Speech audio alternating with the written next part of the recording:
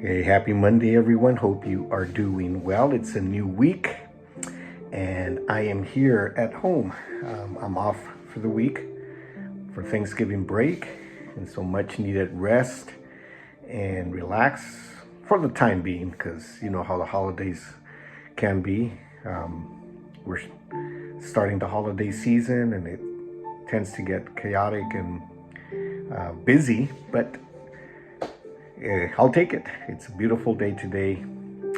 The sun is out. I'm about to go on a run, as you can probably see, and I wanted to stop by first and talk about something important. This is In the Raw, unscripted, unpracticed, unedited conversation.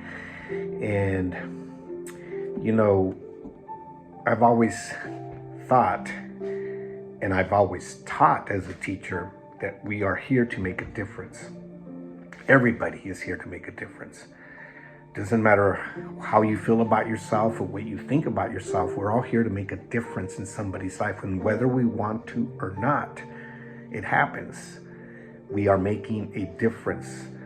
Hopefully not by omission, but more by, a purpose in our lives, and we are clear with that purpose. So we're going to talk about this for the next few videos. And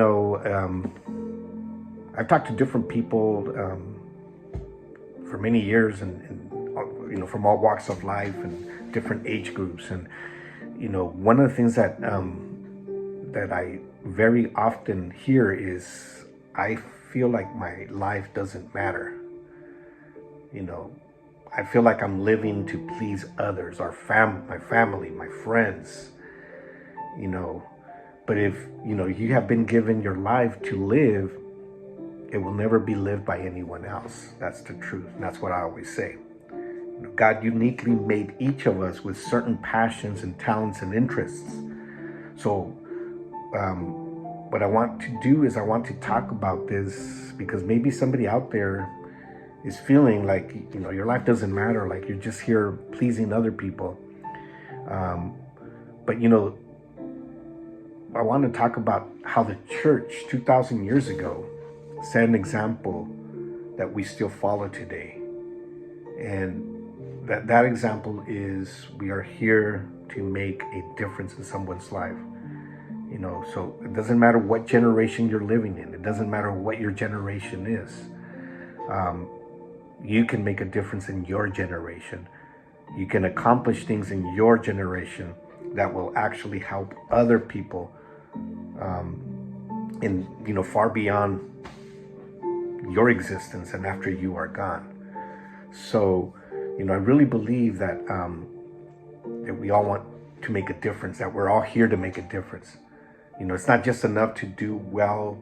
We really want to do good to other people. I believe that is our genuine desire as people.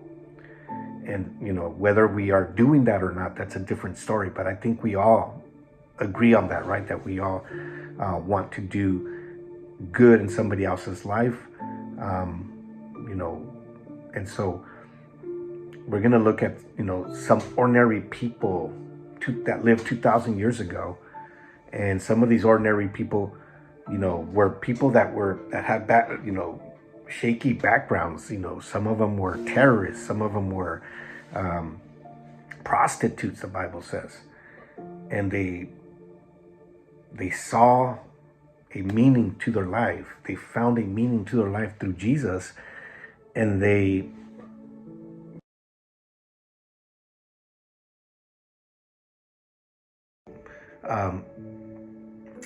and so much of a difference that some of them we're still studying 2,000 years later. We're still looking at their lives. We're still using them as examples for us.